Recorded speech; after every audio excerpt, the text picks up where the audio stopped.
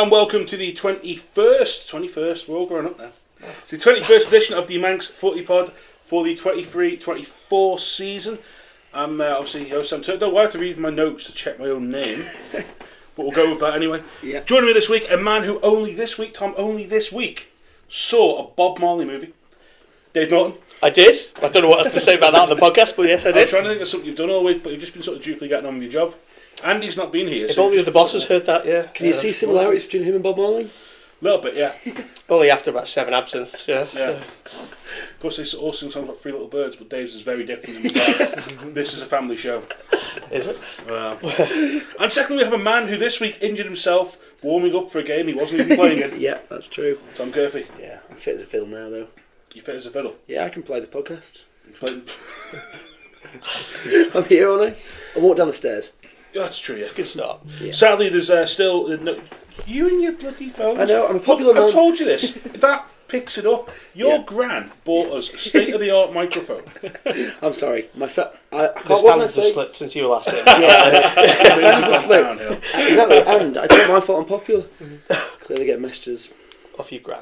Could be. Yeah, it was actually. Yeah. Anyway, sadly, there's no Andy this week. Again, he was last seen actually on Monday night running topless around Douglas singing "Oh Nana, what's his name?" So sounds about right. Yeah, he's taken turn 20 again very well. Yeah. But, is he even an Everton fan? He's doing that. Well, I think he's sort of hanging about waiting for this 10-point deduction. And then he comes out of the. Was apparently going to be Monday, and then it was going to be Tuesday. Now, who knows? We might not see him again. No, we might not. So, you might have to be the full-time host rather than just stand in. I hope not, because it is that Mark Chapman thing, isn't it? So, Yeah. you want Gary Lineker back. Yeah, everyone wants Gary Lineker back. Yeah, I don't really enjoy it that much, do you? But also joining us this week, returns to the podcast after, and I have to get this right, 1,533 days. Ayre United's Nick White. Thanks for having me. How you doing? Yeah, good. So it's been a bit of a while, so what have you been up to? Oh, nothing. Appropriately wearing orange though, I do like that. Always got to represent the orange and black. Now we've got to, just before we get on to anything else, we have to sort of address the elephant in the room. Manx Radio have stolen our studio. Oh God, you're going to be having words with Rob Pritchard now. Well, yeah, their sportscast have been here, taken our tables. But this is the start of a media war, I think, isn't it? This is what we're left with. We've got. I don't know why they wanted them tables. They weren't that nice. Yeah. I don't know how they were going to get them up the hill. Yeah. Some sort of chuck up with the situation with him and Paul. To me. But there you go. Him and Robin Meppen, that'd be it. Carrying them up the hill. But they've taken it off us, so we are left with. I don't even know what this is. It was just sort of over there somewhere. It looks like coming out of someone's house, but it's also got. I can't kick it because it's got wheels that ruin the mic. But we'll have to stand soon. Yeah, that would be good. Or just go to the pub. Yeah, I think literally just go to the bar, set up a microphone. What? Just don't do a podcast. Just set the microphone on the phone. Yeah, Rory and Crab. That's right. You see, people know. People remember. I wouldn't be mentioning Rory, Dave, because he's a bit annoyed at you. He's now started tweeting us about you not replying to his messages. Yeah, Can you just reply to the man? That's the running joke. I just quite like to see it carry on now. Yeah, but every week it's in my notifications. Just be a gentleman and reply to him. Yeah. Anyway, I mean, the man is a legend, so I will. Tom, I can see you're edging towards the biscuits. Now, go on. I am. Tell us the joke here.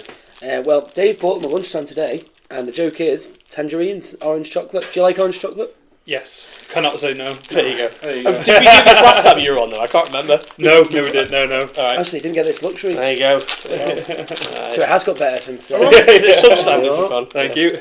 Oh, oranges actually. Tangerines oranges. I thought they were sort of on their own thing. They're a variation of oranges. I'm not a massive orange chocolate fan either, to be fair, Dave. Oh God, I've had a shocker. I don't like anything made mixed with chocolate. But just to make Dave happy, because he's gone to the effort, I am going to try it. You don't have to eat it, mate. It's fine. No, I think I'm going to give it a go. There's just more for me and Nick. And how many views will we get if Tom Curfey's sick alive on the podcast? I don't know, That is true. Orange chocolate, nothing will ever beat the white chocolate digesters, but we won't get into that now. No, I don't think we should mention them anymore, because to be honest, at this point, McVitie's probably owes money. We've given them that much free coverage. Tom did ask just as we were about to come on air. So we've got these for Tangerines. What other biscuits would suit certain clubs in the Isle of Man? Peel could have jammy Dodgers. Why? Because they're red and white. Okay, fair enough. And not because they're jammy or dodgering at all. Okay. I know where I was going with that. I don't know what other clubs you could have for what. Like Oreo is Colby, I feel like. Black and white. Yeah. That's a good one. Opened up a can of worms. Just let them go. D&D can have like nice biscuits or nice biscuits, whatever they're called, because they're just quite nice. Yeah, everyone likes D&D, don't they? Yeah. Yeah, there's no. I don't feel like anyone hates D&D. What would Michael United be? It's anything like the probably Aces. something out there, isn't there? What's green and white? Like mint. Oh, like what's them? After Eights. After Eights. That's the one. That's the one. Yeah, it's not biscuit though, is it? No, but this is a good game. So. Let's go with it. Forget this, right? Laxi, think rationally here. Also green.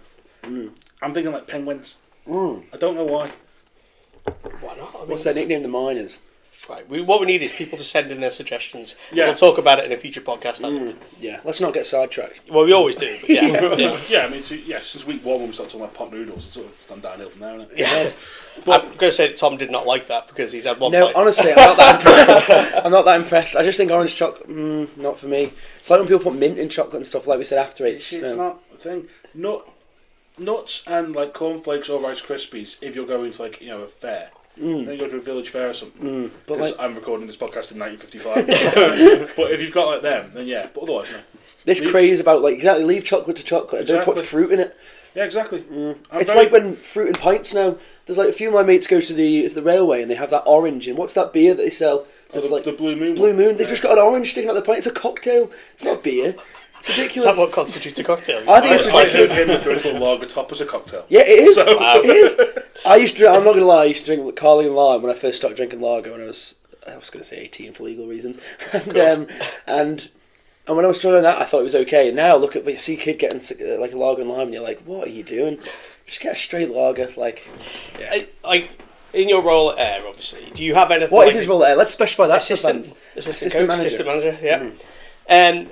Is there anything like I don't know? Is there anything that the guys like you tell them they shouldn't have just before a game? Like obviously you don't want them drinking, but like any foods or anything off the table or anything like that. Or they just Let them do their thing. They know. Yeah. They know. I think a few of the boys would have 6 pints, but if they turn up, it doesn't matter as long as they're doing their thing. Yeah, It yeah. makes no odds. And to be fair, those boys can drink, so it's all right. If it's certain people you won't want, but you know the lads who do, and if they do turn up, then you know they're going to get on with it, so it's all right. But a bit like Tom every week at Moran. So But it's a good point though, because no one really that asked if you're hungover or you've had a few beers the night before. If you come up going and win and you play well, if you turn up and you're hungover and you let the team down, there's a big difference. But if Exactly. you turn up and do your job, no one even knows you're hungover, so it's one of those. But you obviously don't want them going on late night if you have a couple of pints. And all no, that exactly, sort of thing. exactly. And I don't feel like you need to mention it. Like a lot of clubs, especially someone like Ayre, who's obviously doing well in the league, I feel like the players are well versed in knowing what they can and can't do. I don't think they'd be involved Yeah. if they weren't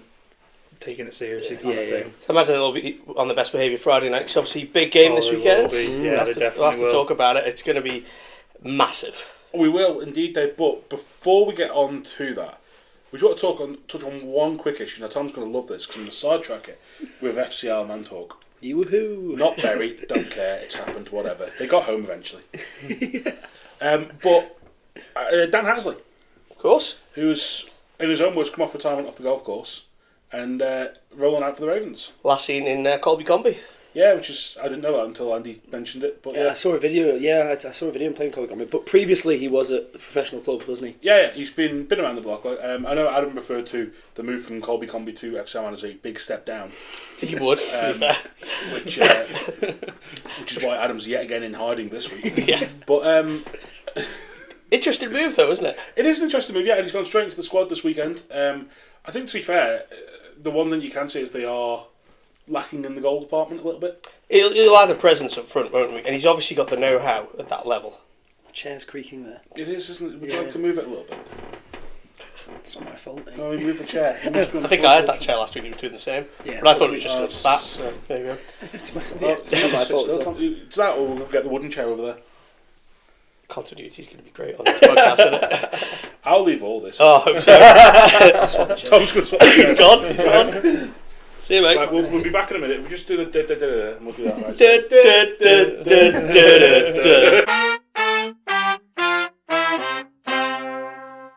Shall we? No, say Just Tom's ignore got a new that. chair.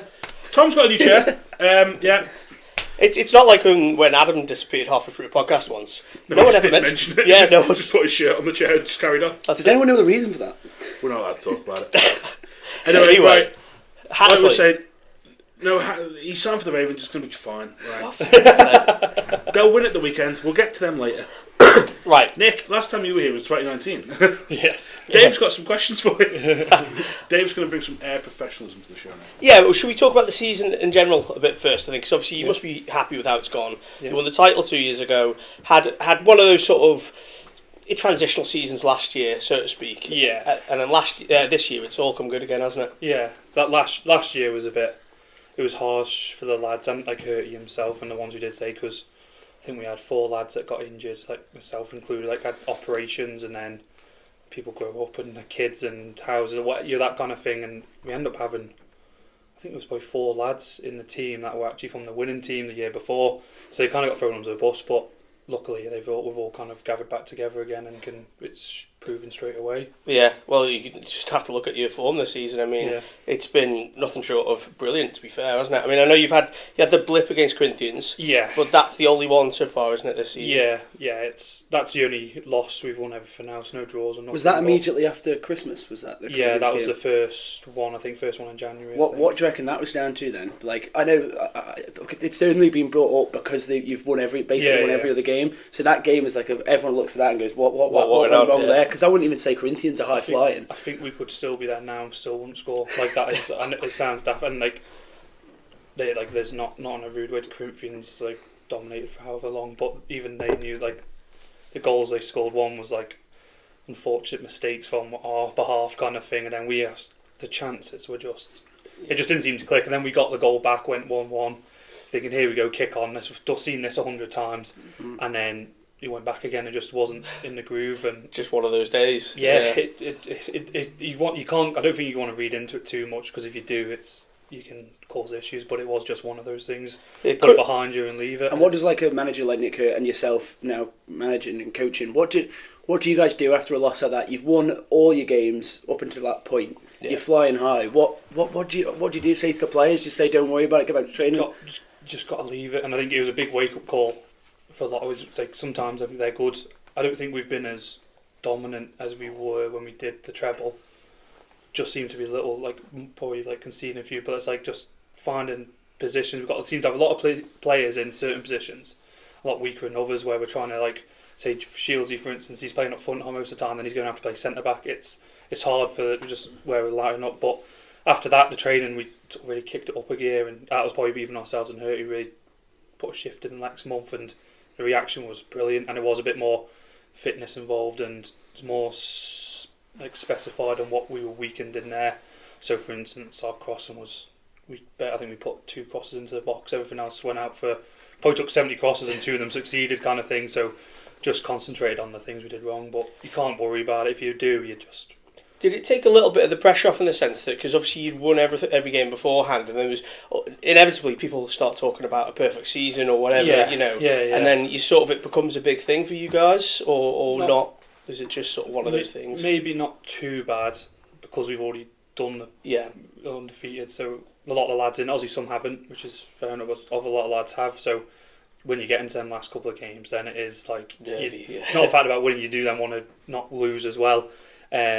But it was just it was a real reaction of it annoyed everyone, really frustrated everybody, and it gave a lot of the players a lot of hunger to go right, we need to, it's not going to be your walk in the park. Everyone, like you say, now you're towards the top, everyone wants a piece of you. Like you see teams turn up and they just want to do it just to be that team that beat you or whatever, and that is what it is. You've got to deal with that. Are you surprised, considering you say you've lost that one game, but aside from that, are you surprised how close you and Peel are? Because there's a gap opened up beneath you now, but Mary's and that were around that sort of area for a little while, but you two have really sort of gone off on your own now. They're not going anywhere. You're thinking if you're winning every time, it's like they're not losing anything. And I don't think they will for the rest of the season. It'll be right down to the wire. Obviously, if teams can still come back into it, but I don't see how Peel are going to drop off either. They've got it down to a T. Because you had a bit of a shock. It was a bit of a scare the other week. Sorry, was it Mills?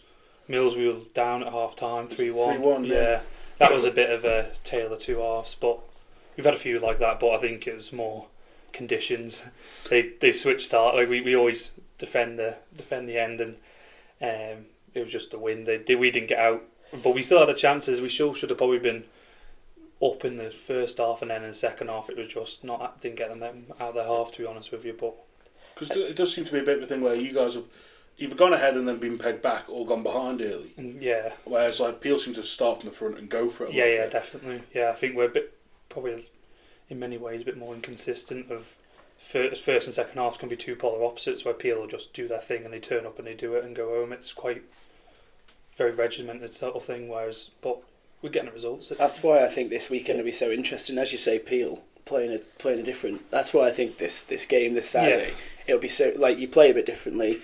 You've said they start from the front foot. Peel start quickly. Yeah, they did it on Saturday. You quickly, yeah, exactly. Yeah, exactly. So I think it's just a great game. It will be good. Yeah. You're going off the back of, as Sam was saying, like you fell behind to Laxey last week, and you had to really dig deep to get back into that, didn't you? It was a tough old game. That was a massive just character, like very like Brendan Rodgers. That, but it was. It really was. It was like there's nothing you could do. The pitch was horrendous. I feel sorry for Laxey in many ways, because we've had 2 games against them. They've been the hardest wins we've had, and both of them were 2-1, and both were coming from the behind in 2 last-minute goals as well. So I think Palmer looked just like he couldn't believe it at the end. Describe Ken Avery's face to me. Yeah. You haven't taken any other Brendan Rodgers sort of stuff, have you?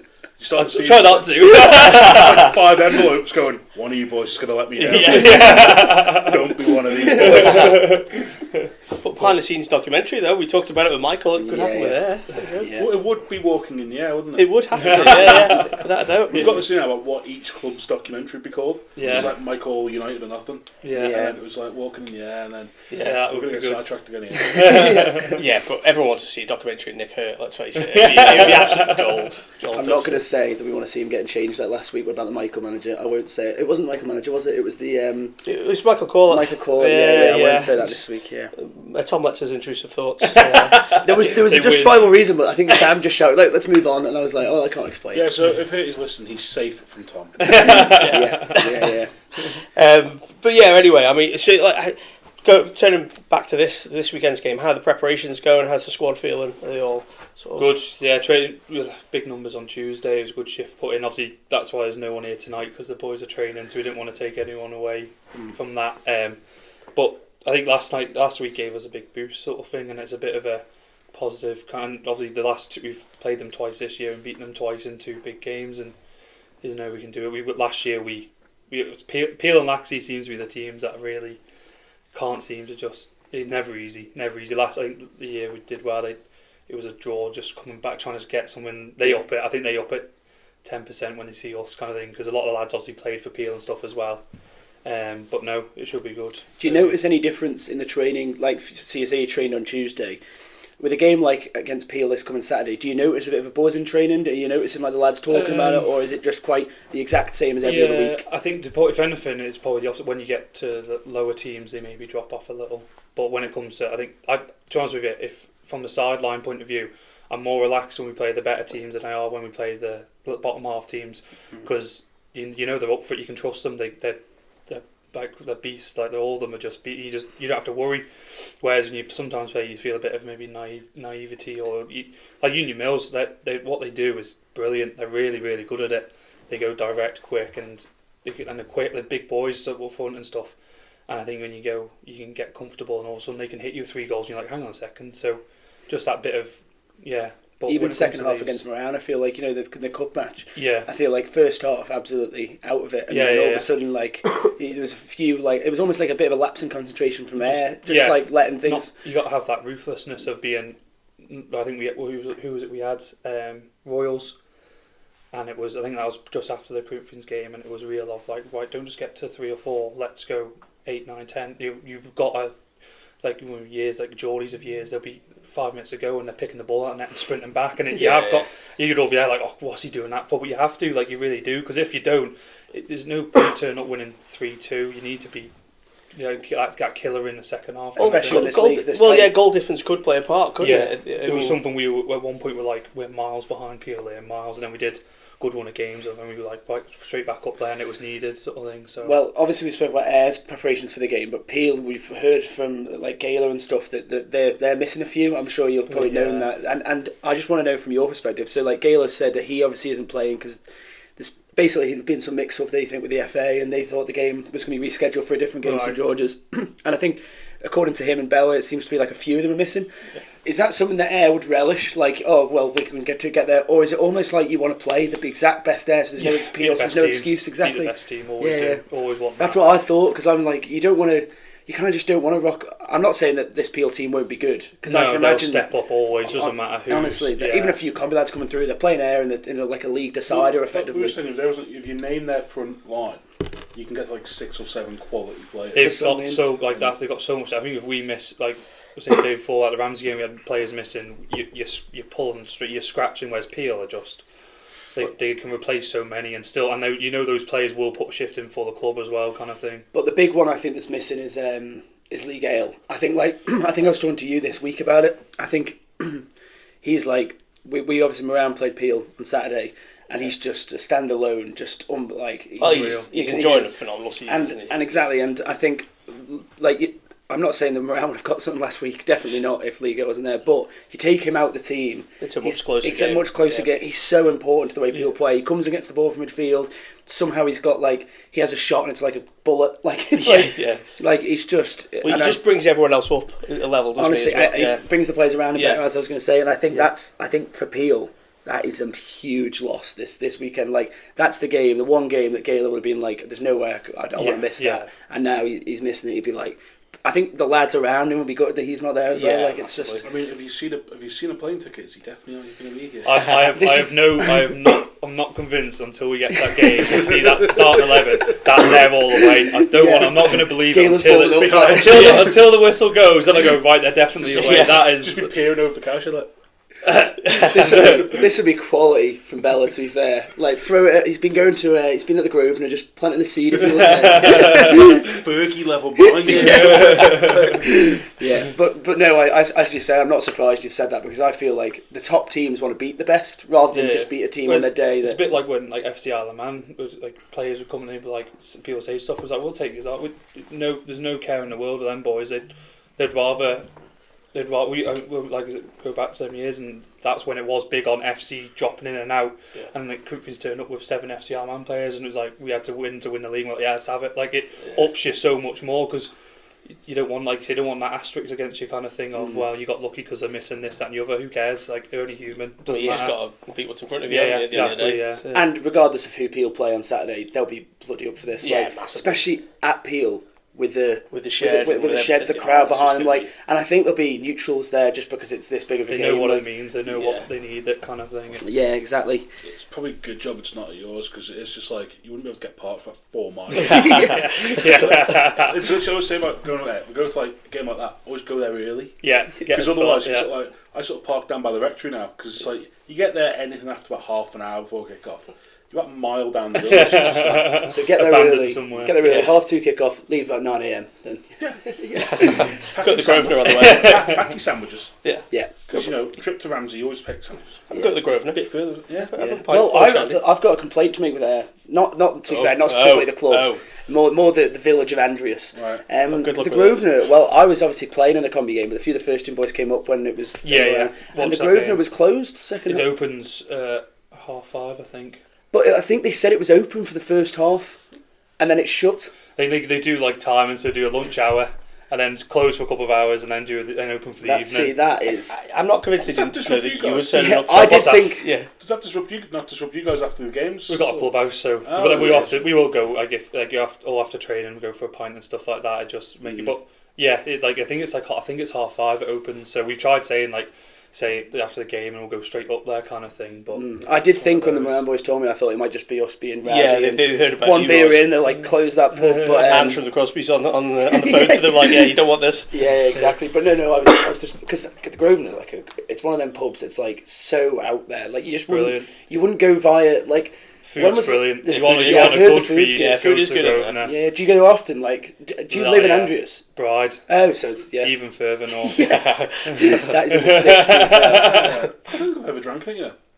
Well, I'm Good intrigued. pint. What do people do in Bride? So, what do you do when you're on a night out in Douglas to get a taxi home? I don't really go out in Douglas. Just avoid. Like, Yeah. I just find that like mad people. Surely it must be easier getting home from Douglas and getting home from Ramsey, because there's never like any taxis in Ramsey. It's quite hard to get home from Ramsey. I've walked a fair few times, but yeah, taxis is a nightmare. I'm the sort of person. I'll book a taxi before I go out. I like to know. Oh, in advance. I'll know. Oh, And then gosh. Ramsey closes at 12:30, 1 o'clock. So you know you book it for 1:30. You sort it, No, aren't it's you? not Kind like of Shite thing. Life when that used to be open. Like No, not in the good old days. Then you. Rolling out an afters there though if you get a half one. Oh, I'm way past that. I can't handle that anymore. I get to about 12:30 and they're going, "Is somewhere we can sit down?" Music's too loud. But Dave, we've got some questions from listeners, readers, tweeters, whatever we're calling them. Yes. Right. We'll go with. Who should we go with first? Yeah, we'll go with Dylan Pickles. That's an interesting one, isn't It is. it? This is actually a fairly serious question. Former teammate, I assume. Yeah, Ramsey, Good yeah. mate. Yeah. Good mate. If you had to pick your best five-a-side team of players that you played alongside, who would it be? Oh, that is. Put you on the spot. Yeah. Probably should have let you seen that question before we asked it. But Who I've played with. Mm. Right. we could let you put yourself in goal if you wanted to, mate. You know? I could do that. That's pushing it out there. We'll go Perry in goals. Andy Perry, great player. Good. What 5 sides you got? We'll have probably one of the most talented boys. Unless they didn't maybe do the most in the games when I played him, was Chris Halsall. Oh He yeah, was unbelievable. But then came to 11-a-side, he didn't quite have it. But he playing 5-a-side, he's probably the best. He'd be the best. Turn up in little pumps, plimsolls, and he'd just destroy everyone. Shawnee Kelly being there. Let's think of a defender. I think in a five-a-side, he could probably throw The long throw. Yeah. Oh God, let me think. This is tough. Really put you on the spot. I'll just stick to northern teams. It's easier, and then we'll go John Boy up front. Yep. He does a shift for the boys. All in midfield with Shawnee, and then defender we'll go. Yeah, we'll give Pickles his moment. Let Pickles go play out of position at the back. Go out all the time. He sat there waiting for that, wouldn't he? I think that makes it easier for me. Yeah. Just looking forward to the point on Saturday afternoon where he's still going, Yeah. hey, I'm not in your 5-a-side. He will. He 100% will. Right, what do you guys want to do the next one? Yeah, Andy Ball, what odds would you give on Christian Penswick not getting injured between now and the end of the season? I think he'll get all the way through. It's like a fine wine, Penno. He's just. I don't think that's the answer Baller wants, but I'm sure that's the answer Penno wants. So I'll stick with keeping Penno happy. To be fair, Penswick's a very good player to have around the squad because he's versatile, isn't he? He'll do whatever, yeah. And he's just training. He's a character. He's Yeah. just a good lad. Everyone loves him. It's just he's ace. You got to have people around. Just hopefully like his body doesn't give up before he does, kind of thing. Tom, next question. We've got quite an intelligent question from Cam Avery. Given your side's achievements in recent years... Put that, you can muffle it, put it down, speak into the mic. It's okay, Sam. Given your side's... okay, I'll get myself ready for this, Sam. Given your side's achievements in recent years, are you surprised by the club's lack of representation in the FC sides? Why do you think this is, and who do you think should be in for a shout? Yeah. Are you surprised by it? Yeah. There's always been a thing of the North against everyone else, and it always will be a thing of the North against everyone else. I think there's a lot of lads who've just given up with football because they know they're never going to get their chance. I think some of the boys are so good. So they've played in levels in England but because they don't know about it, don't talk about it, but it's a tough one. I think there's a lot of players that would do very, very well in that team and were dead suited. You don't do what we've done. Like that year we won the treble and we lost one game that entire season, and a lot of FC Isle of Man players were playing you don't do that if you're not up to something. And then obviously this year, but it's one of those. It's can't be helped, can it? It doesn't do that. They don't affect them. I think if one or two have been asked. I think Sean Kelly went for a little bit, but it was a big time commitment. I think Sean went down, and he's just certain things. He just was like, just not. He won't. He would rather just play for Ayre, and there was certain things that happened which he was like, nah. It's like sort of a bit of a. It's tough. Like we had that Ireland trip that we did to Wales, and it was probably 7 or 8 of us in Ramsey wards, and you do get that instant of it's the north, you sected kind of thing and stuff, and it is what it is. It won't change. It never will change, and that's unfortunate. But it is the way it is. It's just if it means we win in the league, then we'll take it. Is what it is. It's. I think it's also been a thing with Old Boys in the past. So not just North, but I think Old Boys had a thing for when obviously they were doing well in the Premier League. There was a lot of questions being asked then. Why weren't they getting into the FA side? Yeah. But yeah, absolutely. I mean, do you think it's the manager at the time, or do you think it can come down to a whole like?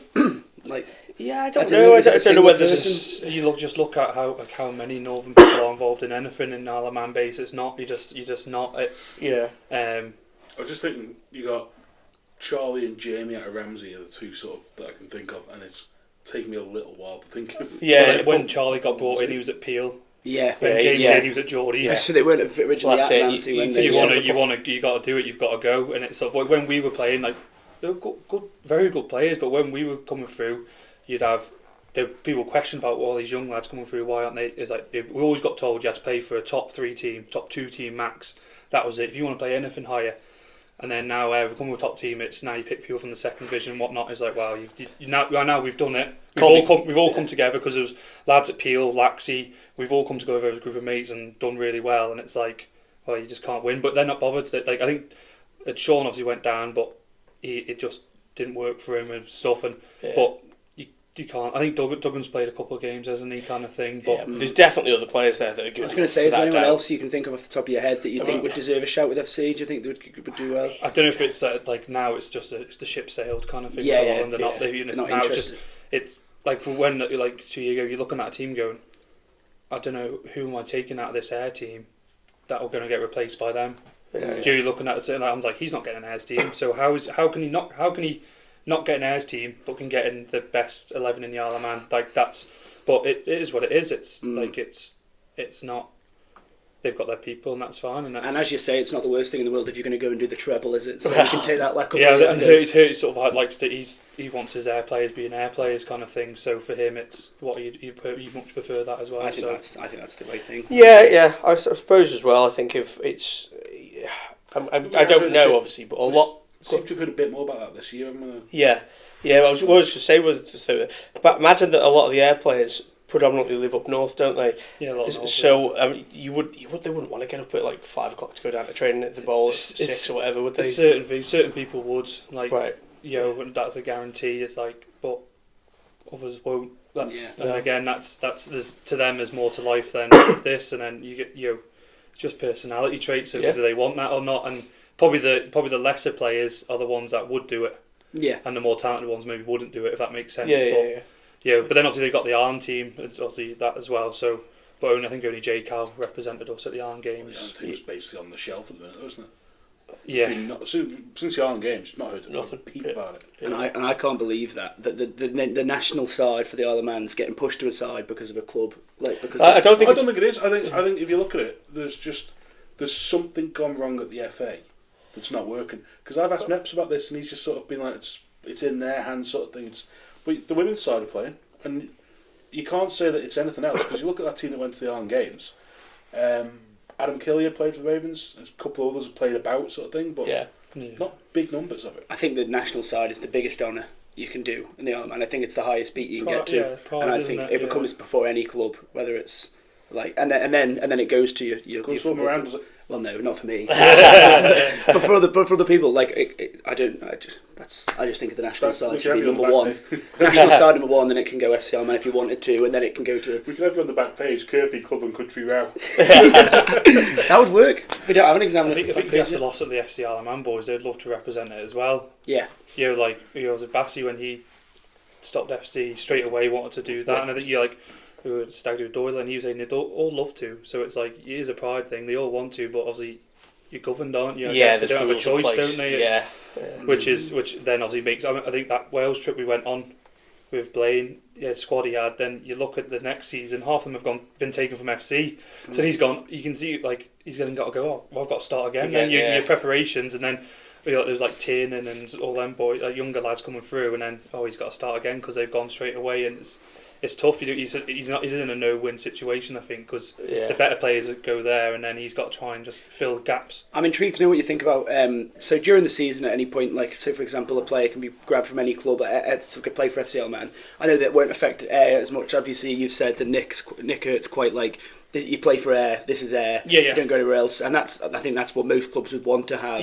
Have this bunch. I think Palmer came on and spoke about. Did it at the weekend with Gartland. Yeah, did he say you couldn't play on the bench? Oh, see, exactly. So that's his way. Yeah. So this is what I mean. I think it's got to be you prioritise your club. But what do you think about just in general FC Isle of Man being able to just handpick these players during the season? Do you think it should be maybe at the start of the season they should pick a squad, don't pick anyone else outside of that, or? I think it'd be good to it'd be better for everyone to know where they're at if you have a squad, if you have a set map. Obviously, they need a lot of players.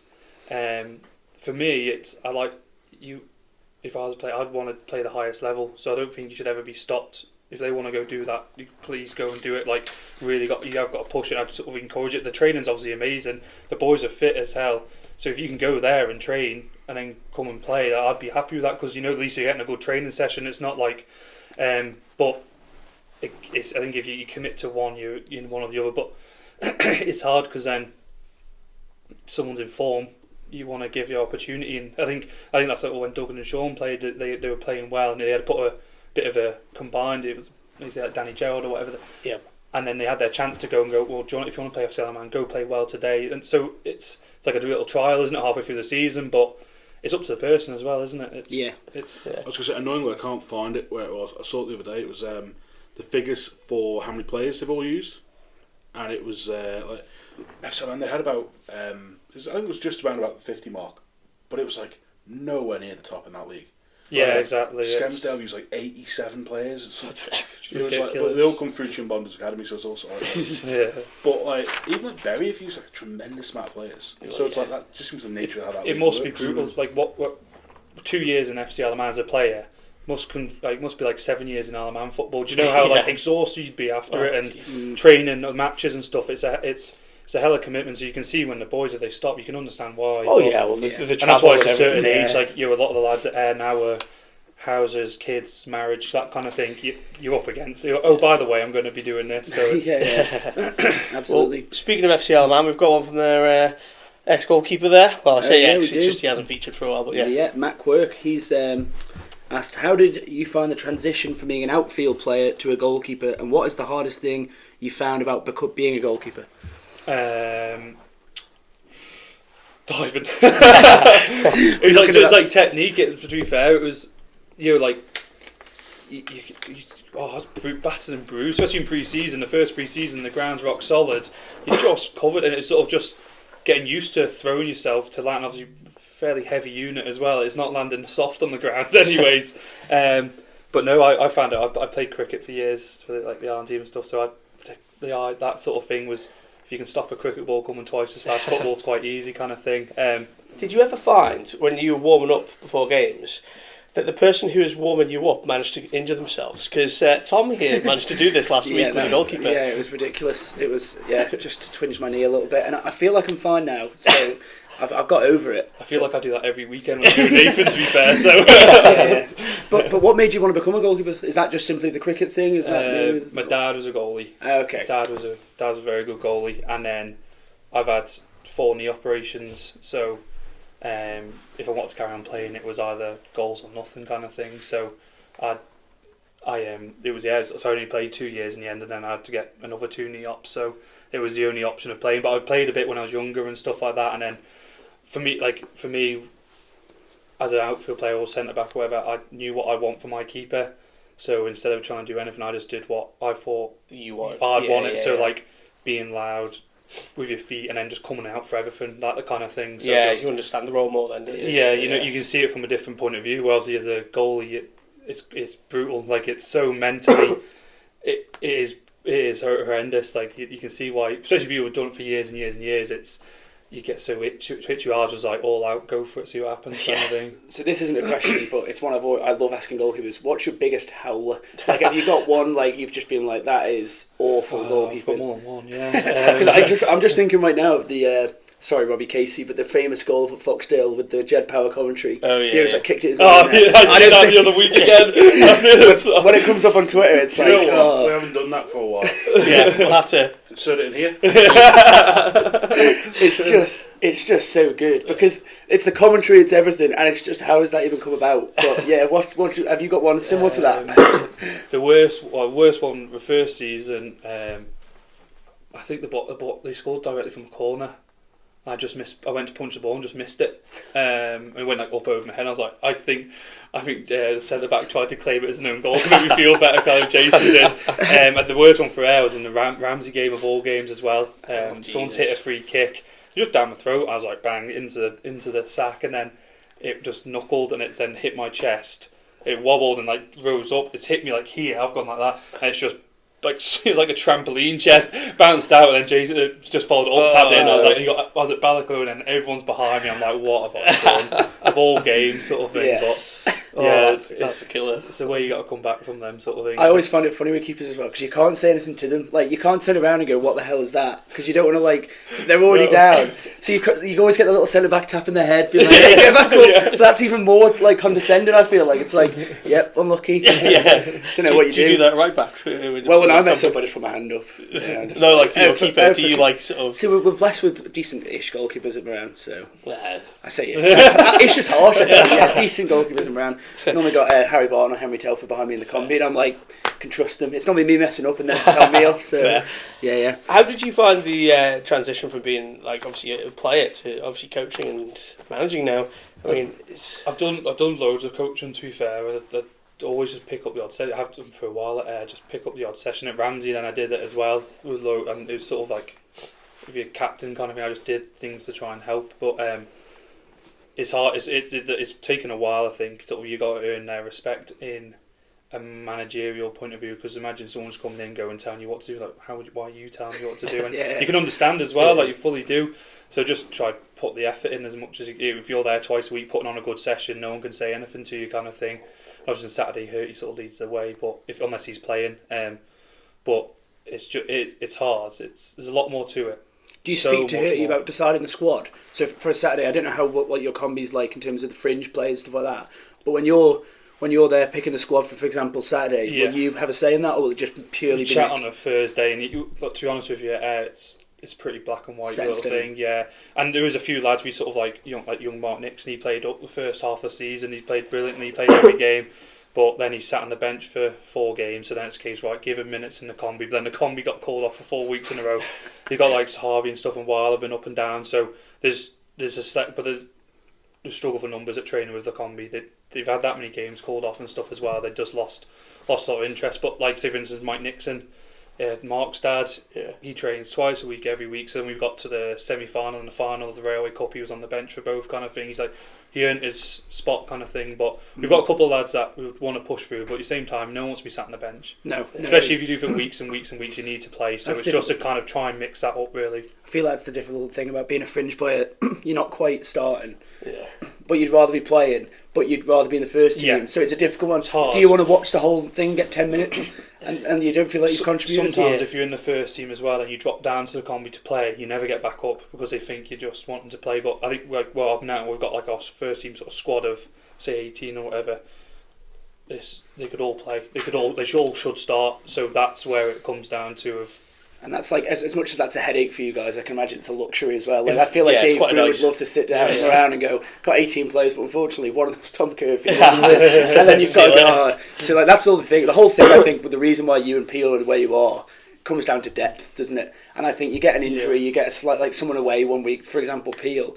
It's all about having the person to come in, I feel. This now is the first time where we've had a full squad. We've had Hurty on the bench by himself numerous times, like one person on the bench. So now we're getting to say we just signed Louis Morris as well. So that was he's been training with us for a month or so now. So it's just coming to the end of the season. Orm's back from injury. Louis joined, Jed's back, and there's a lot of people. Just things are starting to sort of. It's all working out. It's all kind of working out at the right time. Exactly. If this can happen at the start of the season, then it can all crumble, can't it? So you can put the emphasis of like no one's position safe kind of thing, which is what you're on at training kind of thing to sort of up it a bit. Yeah, everyone fighting for their position. Yeah. We've got a couple more questions. I was going to say, you're looking at winning the league, hopefully, and you're looking at winning, But how did it feel winning the Ramsey Golf Club Winter League? With Liam as own. How would that compare? Liam needs to calm down because we haven't won anything yet. He's getting far too ahead of himself. We're doing well though. We are doing well, and he's very excited. He's just trying to get rid of all the hate he's getting. To play a lot of golf. Yeah, that's the main sport now, kind of thing. So, Liam's. He's just. We've had 4 subs. Idiot over here took the end of his finger off with a planer at work, and so we get 4 subs throughout the Winter League, and we've used all 4 subs, and Liam's getting a bit of abuse, saying that we've cheated, and he just wants to make sure that we win it to make sure no one can say anything that asterisks against it. So love it. Well, the last time I went to Ramsey, I had a bone to pick with Liam because there was no pasties or anything on Ramsey, but I believe they might have sorted that out now. Oh really? They've got pasties, sausage rolls back at half time. I think. Also, Ramsey Bakery everyone went downhill food wise. We were the same. Do Ayre still offer food? Chips and everything. Good, I've noticed the bar doesn't open till after full time though. After the game. Yeah. I always think like spectators might want a beer when they're watching. Connor Gilbert texted me when he was there, and I was like, well, he wants the bar open, doesn't he? Come down to Connor's typing, I know what he wants. Is the bar going to be open? Is Andrew's shops round the corner, mate? He's like, okay. The thing that catches me out was because you don't take card. The bar does, but the little tea hatch doesn't. No, that's only a little cash. Yeah, that's a little cash. Yeah, that's really I think there's a lot of like the sort of rules and stuff have got quite strict, haven't they, with bars and things like that with personnel there. So I think they just wait and hold on, kind of thing, until That's fair. What's the last question we've got? Yeah, we've got. Well, it's actually two-parter from the person who's your guest with you last time you were on, Steve Barber. Right, we'll go with the first question. Can you please explain the reasoning behind the name Lugsy? No one calls me Lugsy, but it's because I've got massive lugs.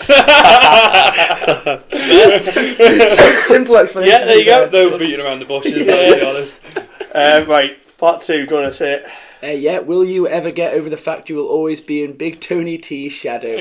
Tell me who's Tony T. That's my dad. And no, I will never get over the fact I'll always be in his shadow. He's better at every sport than me, or was better than every sport than me, and that's unfortunately the way it's going to be. Although he did not win, which cup did he win? Didn't win the Railway Cup, so I've got that. That's alright. Take that to Christmas Day. It's the best trophy as well, isn't it? So I like them questions because there's some absolutely ridiculous ones, but we also get some quite serious ones as well. That's what we kind of aim for, isn't it? Good balance. That's what you want. Yeah. And I feel like you got off lightly. I remember we've had guests in, and they're like, some of them I've been ripped apart. Like honestly, some of them you like can't even mention them. Yeah, they'll just save that to do it to my face and stuff. Yeah, that's the thing. Isn't it? What you say? Dave. Yeah, struggling there. Sorry, right? We do have a weekend of action coming up. So where should we start? There's only one place. Honestly, there's some unbelievable games, but there's obviously only one place. Yeah, you're right. So Ramsey, I've got Bradley. I'm going for a home win. Are you serious? Are we starting here? Yeah. Okay, fair enough. I sort of thought we'd get a few out of the way. Yeah, fair enough. Yeah, so Ramsey, Braddon. Oh, Braddon put up a good fight last week, though, didn't they? Yeah. I mean, Make it sound like the girl in a horror film. well, yeah. I mean, fair enough. But no, I'm going to. Braddon will do okay. They do definitely need to start picking up points soon. But Ramsey just too good. Yeah, I think Ramsey will. The thing is, I was thinking like the likes of Ramsey, they've obviously still fighting for that place in the top 4, and that'll be really tight. I think. Like I know Peel and Ayre have gone above, but I think there'll be a little bit of a race to get the top 4 between them, Laxey, the Corinthians as well. Maybe I think Corinthians are a bit off. Just looking at the table. Yeah. So I think it'll probably be between Ramsey and Laxey. But like lower down you get, I was just going to say, if that gets decided early, later on in the season you'll play these teams and they might not have as much to play for. Exactly. So like you kind of want. You're already pinpointing them to pick up points. Exactly. I'm trying to think where come around get some points here. But like there's these clubs in the middle almost that like I feel like they wear off. Moran have been in this situation before. You got 5 games to go. You're safe. It's kind of like, I bloody wish we were like that this season, but yeah. Well, it's also, if you've still got quite a few games at the end of the season, you start having midweek ones when people can't commit. Yeah. Especially, remember, was it last year, Ayre first team had Russian midweek, down at Russian, I think it was, down at Croydon Lowy. And it was like, lads, they like expected them to get down there, it's sort of like straight after work, or if they're working, it was just like... It was called off, wasn't it? Yeah. It's half, is it 6:30 kick-off midweek? It usually is, I think, isn't it? Yeah, but that's like just too brutal, isn't it? Yeah. Imagine working in Andreas or living, like, being at home and then having to go down. Up Bride. Couldn't go much further, could you? I blame the way you live. But as to the question, Sam, I will go Ramsey win. I think it'd be quite comfortable at Balaclone as well. We've gone on about their home advantage that might not even actually exist, but we'll go Ramsey. What about you, Nick? What do you reckon? Ramsey. Yeah, comfortably, I think. Well, with that, You've got to support your old team. Well, I wouldn't go that far. We will turn to Douglas Road, Peel versus Ayre.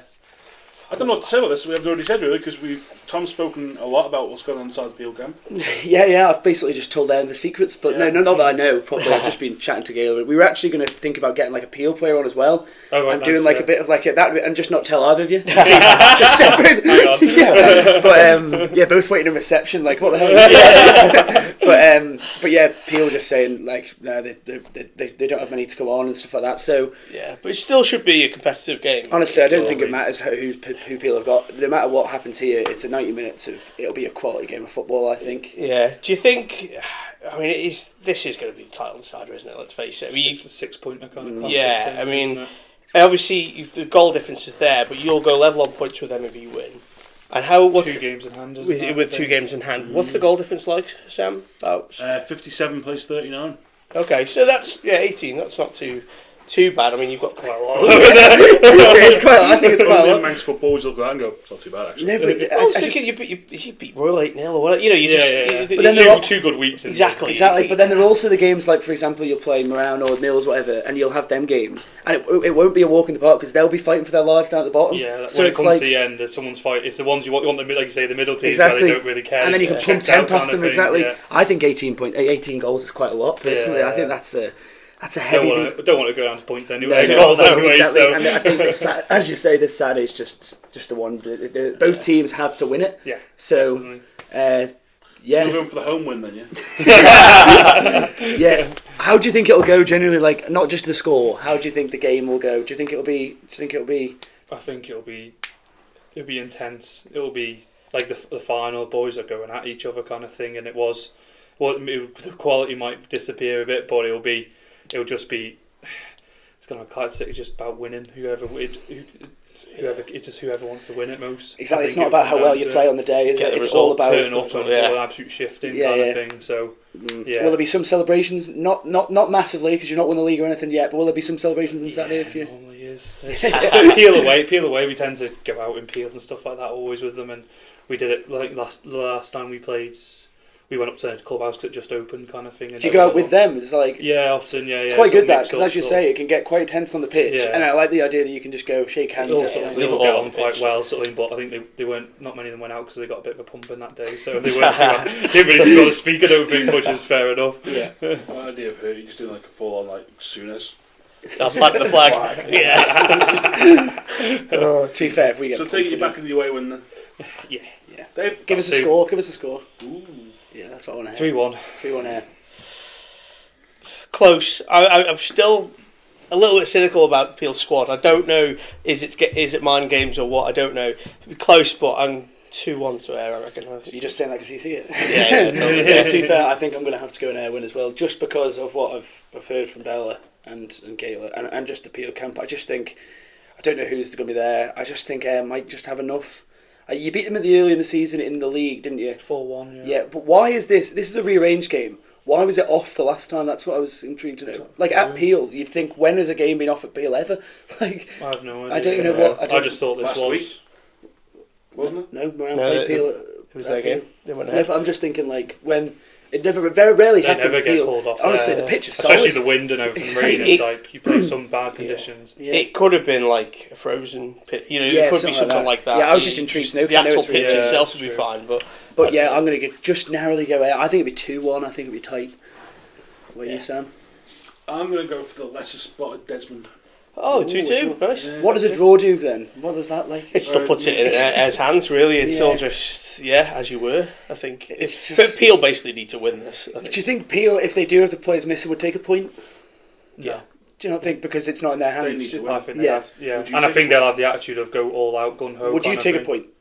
No, never take a point. But if you got one at the end of the game and it was, If it was a tight game, you got 1-1 or something like that, you go, well, it's not the end of the world. Exactly, you've not It lost. isn't the end of the world, but Yeah.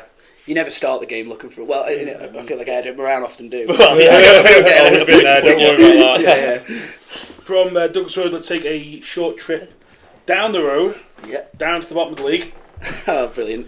where Moran are hosting.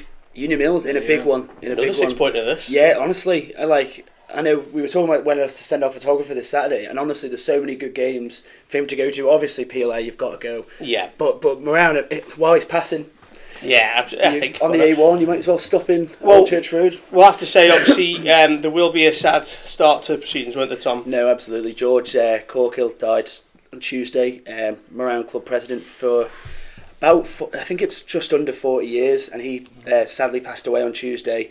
And actually, it's quite poignant that we're playing Uni Mills because before he joined Moran in however long ago, 47 years, he was at Uni Mills, so it makes sense that this game has kind of worked up to this week. So I think some of George's family will be there this week. It'll be really sad, and George has been a massive part of Moran Football Club, and one of them people you don't feel like you get them anymore. You know, like just a proper figure who's just always there. Well, football wouldn't fit. No, And we were saying this today, he says, it's him. That's what he's talking about. Well, not yet. Let's not Yeah, get yeah. I'm nowhere near on George's level. And honestly, they do so much behind the scenes that you don't see. Like we've already mentioned on podcasts previously, kids turn up now, they get their kits on, they think football's that, and they go home, they go to the pub, whatever. People like George, like they do so much that you don't even notice. Maybe obviously he was getting older and he didn't do as much, but throughout the years, George has done an incredible job, and the club wouldn't have survived without the likes of him, Tim O'Hanlon. So yeah, it'll be a sad day for the. So there's going to be a minute's silence before every game. Every game, yeah. And then there's going to be like a short. Well, there's going to be some flowers. And Yeah, stuff just bouquet and Crosby, just to hand over to the family. I think that'd be quite a nice moment. It's difficult because we've had far too many of these down at Moran playing fields because it's just we're losing too many of our friends. It's like it's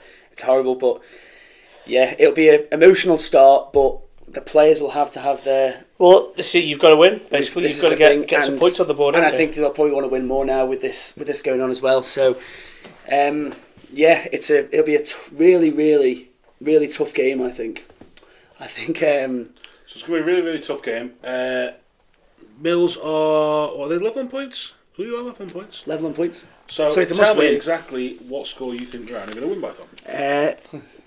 You know what? You say Mills play a bit long ball, like they. I think long ball puts a bit of a downer on that. Yeah. They're Direct. Yeah, that's a nice way of putting it. Like, they did to us anyways. Yeah, and I feel like Did it that's well. I feel like that's maybe what we're a bit expecting a little bit. I was going to say what we're good at then. Not a great deal. No, we are. We've got got good players, and I think we've got a few players back. We've had a few injuries. Obviously, Matty Davies being out doesn't help and stuff like that. But this is a must win, and it'll be going to go 3-2 Moran win. That would have been my prediction. But you have to say though, this would be Moran's first win of the season at home, wouldn't it? At home, yeah, which is staggering. Not including the Combi, I've been involved in many wins down there. Of course, yeah. But yeah, first home win, which normally I feel like we're better at the playing fields. But yeah, I'll go Moran 3-2 win, if not by more, because yeah, it'd be a comfortable win. Dave? 3-2, yeah, I'll agree with Tom on that one. 3-3. 3-0. Nice. I don't know if that'll help either of us, will it? No. 5-2 Mills. Oof. They've got the 5 pound. Sorry, I just heard that. Like, why? They've got more firepower than you have. Okay, Sam. Yeah, fair enough. They score more goals. Do they score more goals? This is than when you? you'll see the tweets as 5-2 exactly. Yeah. Sam have got it bob on. I'm actually involved in an elaborate match fixing. Yeah. You know, like Italian football, it's nothing compared to Still this. think there should be a Manx football betting app. But the Yeah. problem is, it would be absolutely rigged, wouldn't it? All Manx Footy Fantasy League. Imagine, that would be to good. fair. But imagine like Colby Combi to lose 8-0. You'd get players just tapping in their own net, wouldn't you? Like, so There's one person to sort out a Manx Fantasy football. It's got to be Hattie, because he's probably got all the stats in his head. He can just do it all. Let's make it happen. I'll leave you to discuss that with me. No. yeah. Moving, Joe, we'll just keep going around as we're going here. So, slightly further down the road, we have the Battle of the Saints. Yes. St Mary's versus St John's. Yeah, this is kind of one of them games that, like, as we were talking about clubs that maybe don't have an awful great deal to play for. St John's maybe are one of them now. See, I think St John's they'll be fine. They're not going to go down. Mary's, on the other hand, have to win. This best of the rest sort of situation. But they still have to win. Like, look, they've played a lot less games, I've noticed, than Laxey and... Fewer, Tom. Fewer. Oh, sorry, that's some journalist. Yeah. Fewer games than Laxey and... Oh, just Laxey, actually. Ramsey on the same amount of games. So, yeah, I think it'll be a tight race for the top four. So, I think Mary's will win this. I think they'll be pushing. They've got a few good results recently. They beat Laxey at the Bowl twice in a row. So, I think it'll be a Mary's 3-0. Yeah, I'd go 3-1. I reckon St John's will score. I reckon Mary's will win. Yeah, I was at the reverse fixture on the opening day, and that was 6-0 to St Mary's. But to be fair, St John's were depleted. They were missing a few. Now, so.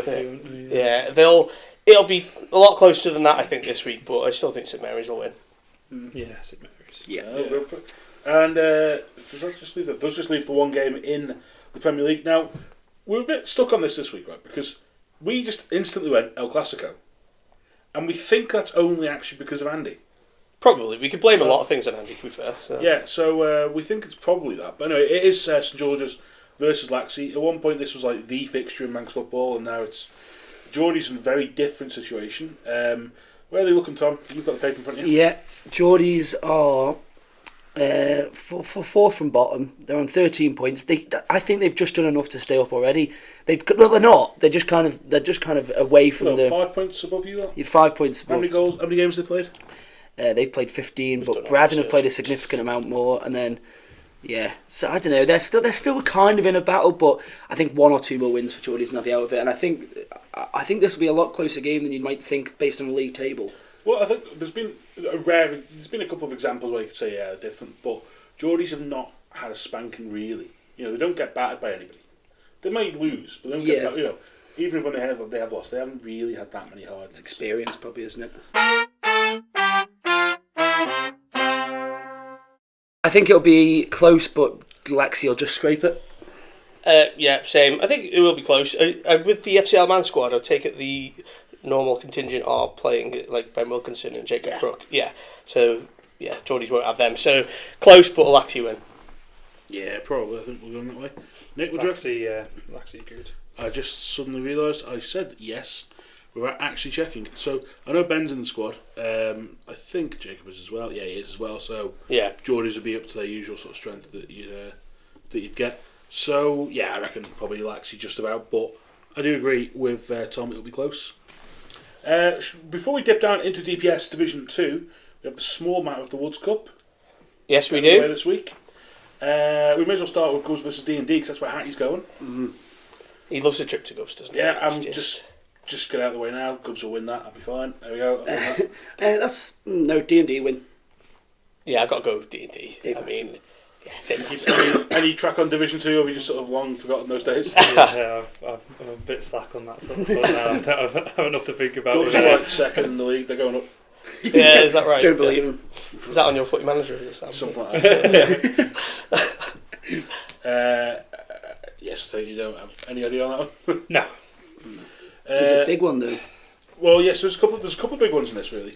So Michael versus Old Boys, which is not the game it would have been at the start of the season, because Old Boys have had this sort of second half of the season rejuvenation.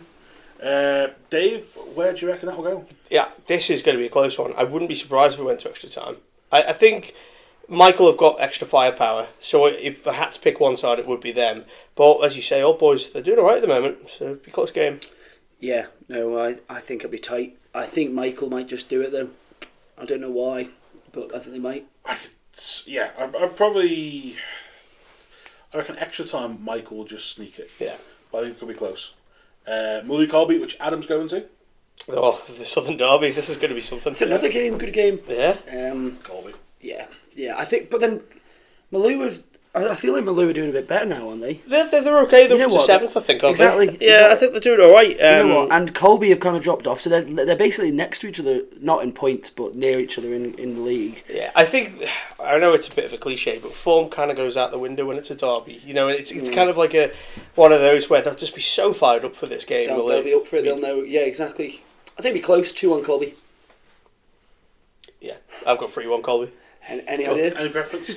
Colby. Yeah. Higher in the table. That's a good game. Yeah. The big game in the Woods Cup this week is, of course, Onken versus Foxtel. A warm-up to their league meeting next week. It is, yeah. It's sort of a weird one, this one, because I think Dean's going to this. I'm not 100% sure. Right. I know Hattie's going to the going league to the meeting league next game, week. Yeah. This should be a good game. I mean, 2 informed I sides. think the thing is with this, I wouldn't be amazed if this turns into a feeling each other out sort of game, Yeah. because they're both, I think Foxtel's still they're not the only unbeaten side, are they? Didn't we have this last week? There's a Combi team who hasn't lost. Yeah, didn't someone say Onken Combi haven't lost? Combi have not lost. There you go. So, I reckon it'd be ridiculously tight game this, because Onken's firepower is something else. But then Foxtel have got the front three as well, so it's sort of like...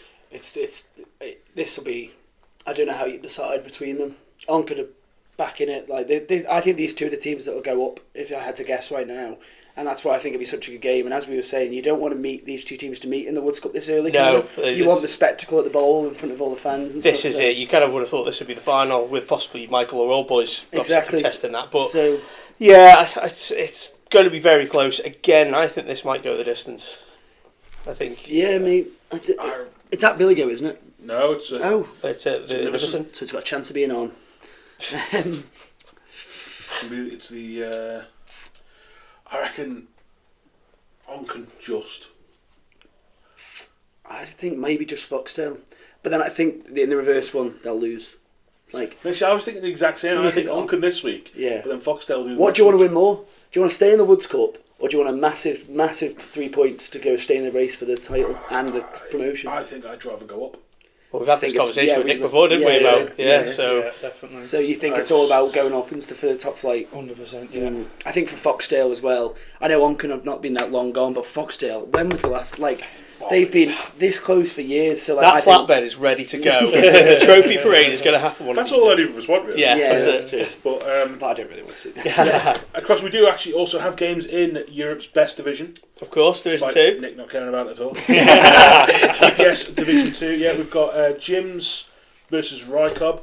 I got a bit of stick last week for just saying that the Jims game wouldn't be on, so who cares? So with that Who was the stick from? There There weren't that many games on last week, so it was a fair comment. But Yeah. fell out the Sherman game. Quite sure who it was, to be honest. Big Jim's fan, mate. Yeah, which considering this didn't go out as a video last week, that was just audio. I'm concerned that we're getting so well known. We'll be signing autographs next day. I doubt it highly. Well, your gran asked for one. But, Yeah. well, she asked for Dave's phone number, but just did that. it's a whole different story. Jims versus Rycob. Rycob still yet to build that pier stadium. So I love how that's the big thing we talk about every time we mention Rycob. It's just like, I think we have to sort of admit that we don't know anything about Division 2. no, I'm I've played for clueless. 4 years. No, and, I am clueless. And this is the thing, I feel bad for not giving an in-depth analysis of these clubs, but you can... Well, I think if you looked at the league table, you'd have to say Youthy, but it's a false position for Jims because they've still only played, 8 or 9 games? Yeah, this is the thing. They've played the least amount of games in the whole of Division 1 and Division 2. They've played 9 games. They're still in single it's figures. technically possible for them to qualify for the Railway Cup. Exactly, so it's going to happen, mate. In all the leagues, they've played the least amount of games. How have they only played 9? That is incredible. But yeah, I think it'll be Youthy in this one. I just can't see how you can have any rhythm if you haven't played for that long. No. But you can't have it, it's like, you just... Match fitness is different to fitness kind of thing. Exactly, Even yeah. that sort of I stuff. think Youthy would probably just scrape it. And it's struggled to keep motivated. Like, imagine going to every day going to training and you're not playing on a Saturday. It's like, you won't go back, will you? Well, it depends what characters and what stuff you've got, but yeah, it's difficult. I think it'd be just Rycob, yeah. I'm going for a draw. Yeah, sitting on the fence, the Andy Dalrymple Memorial fence. Are you back in your northern neighbours? Or? Oh, yeah. Tony Court Screamer. There you go. Heard it here first. Got it on video last week, didn't he? So, like, weekend. you know how like, the players in Ramsey go between each other? The clubs? Do people still, like, the Probably Rycob still... something else, but yeah. Do Rycob still get, like, do people still go Rycob and then... Or is it mainly... It's probably eased off a bit now. But Because of Ramsey and Ayre's, like, dominance almost in yeah, the everyone's north. sort of kind of stuck in their ways kind of thing now. But Youthy's like junior setup's really, really good. Yeah. They've sort of had lads coming through, like, put the time into it and stuff like that. But now they've obviously gone down. They've sort of... He's going to be the one struggling compared to the other two anyway. Yeah, kind of thing definitely. right now, but yeah. Used to be wasn't it like a sweepstake where Jason Crane was going to go next? I can't talk either. So Have you played at Youthy or just Ramsey? And I did my first year in goals at Youthy. oh really? Yeah, to play because I didn't have a keeper. Whereas Ayre had a keeper, so that was my first one and only season at Youthy. But I'm going to sit right up then. Pulley versus Castletown is the other game. Now, it's hard to give Pulley massive chance here, really. Town are top of Division 2. Flying in decent form. Sam Palmer will be glad to hear that we're talking them up for change. Yeah. Can you find any sort of scrap there? No, it's harsh, but it's Castletown. I'd love to see it. Just to Sam Palmer. Yeah, that's right. It'd be good. What I'll say is the pitches are very different. Like Castletown, play on a bigger and better pitch, I'd say. So it's kind of Is that what we're trying to reward Paul Rose? They've got a worse pitch. smaller pitch. someone was telling me they were trying to get the game at Castletown. Oh really? Right. But I think Pulley are refusing to do that. Because They want home I was going to say because it could make a difference in that sort of. And you want the fans there, don't you? Supporting you. That's it. all the money coming in. Yeah. Well, we've seen what's happened to the Corby pitches last weekend, haven't we? Well, yeah, we're going to get to that in a second because it's a bit sort of yeah. We've got some footage for that. So we'll see how that one plans out. But yeah, in terms of Pulley Castletown, though, I mean, I've got to go with the Castletown win. I only see one winner. To be fair. Yep. Yeah. Right. Well, we'll try and move on. Ravens are away this week at Kendal Town, who are, I believe, 7th in the league. Maybe might have got that wrong. But they've in a bit of bad form. They've actually only picked up 4 points out of the last 6 games, including a draw at the ball, actually, which was the one the other week where Dean Pennington scored the last minute equaliser. Yeah. So it'll be a really tricky tie, that. Obviously, Dan Hattersley's in that squad. Tiernan Garvey's back in it as well. That's a big plus, which is good to see. Yeah. And there was another name on it who I admittedly just jumped down my head there. Connor Birch is back in it, who we haven't seen since September. Okay, good player. So really sort of interesting, and Ryan Burns as well. Right. Okay. So it's interesting squad that's gone away this time. Just a word on the Bury game. I mean, it was for a large portion, it was quite a hard fought game, wasn't it? It's just that the Ravens just weren't able to create many chances, were they? That was the difference. I think, to be fair, I mean, Ben gave her the penalty, and the second goal was a bit sort of like there was a few things there between him and the defence, but equally, I think he made a good number of saves as well. Oh, he did. He made some really good stops, and I think that probably stopped the score getting a little bit more what it could have been. Yeah, once it became 1-0, it opened up a bit, didn't it? Yeah, and I know people say that the Ravens they showed a good account for themselves, and they did a couple of sort of half decent efforts in range, but I think Ben also made a good number of saves in that game. Yeah. I think it's just the class that you're dealing with. They want to get out of this league, and they've seen how good you have to be. Yeah. And that was the difference to me, is that Bury just. They're basically borderline. Like their attitude as a professional club. Yeah. Whether they are or not, and their comments on Twitter this week about the league, the Civil War, coming here, and their Facebook comments are brilliant. It's like they'll put up something going, "Happy birthday, Graham. He's been with the club since we started," and everyone go, "The club started in 1897." And then off it goes. And you know what? Fair enough, they're all passionate about it. Yeah. But they're all supporting one club. They haven't got over this merger thing yet, and they're just like, there's people there going, "I won't go and watch a team play Gig Lane because Bury died years ago." And they're going, "Get a grip." Yeah. Weren't they frustrated at the FCL man putting the Bury AFC on the right? So I was actually there when that happened. That was on the lad. All I'm going to say is that was Sam Palmer. Okay, let's blame him. It was not actually his fault. No, it was just what was in the system from when they used the live stream from last year. So and is it since changed from last year?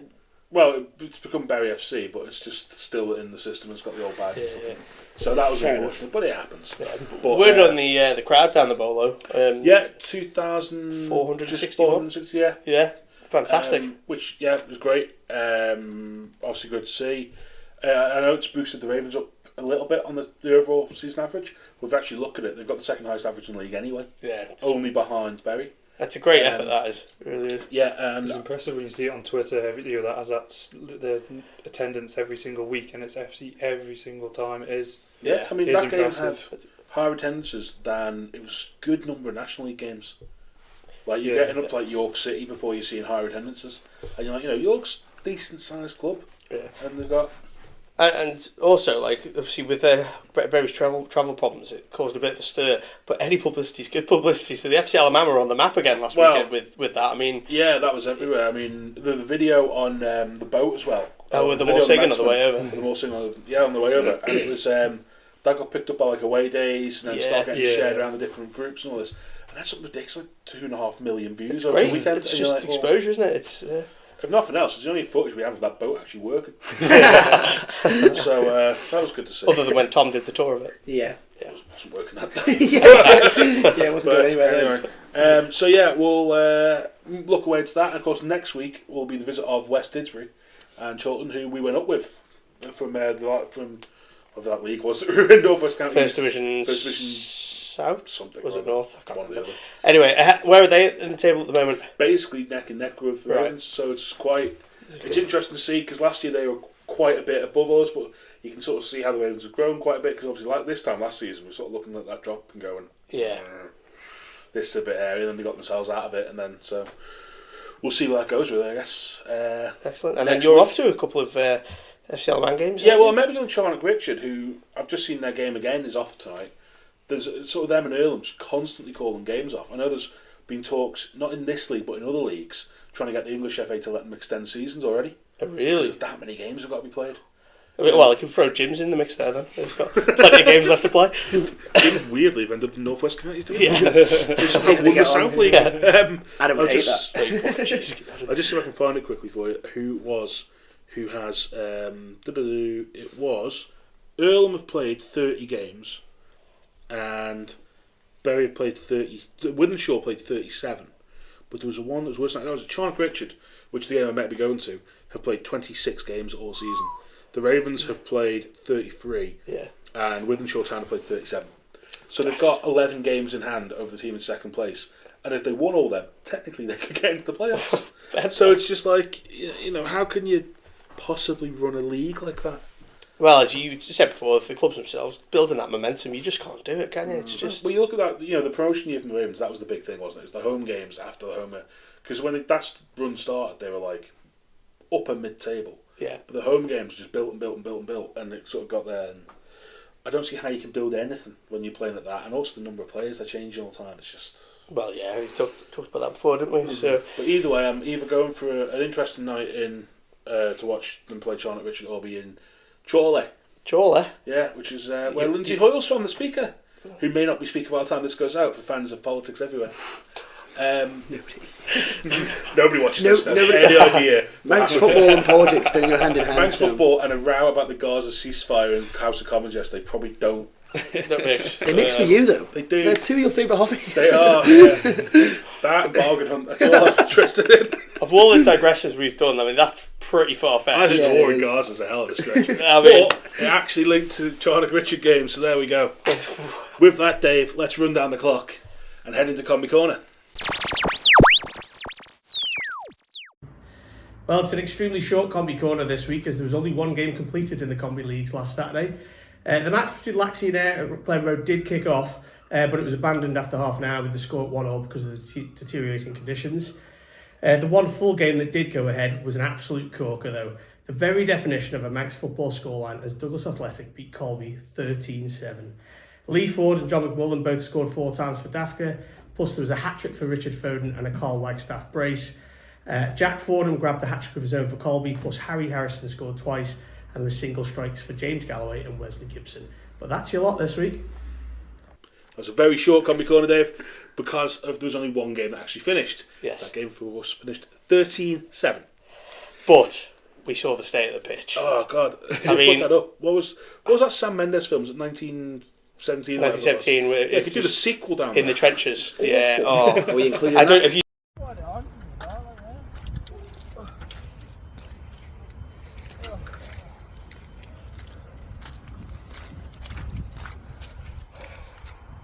The pitch is not going to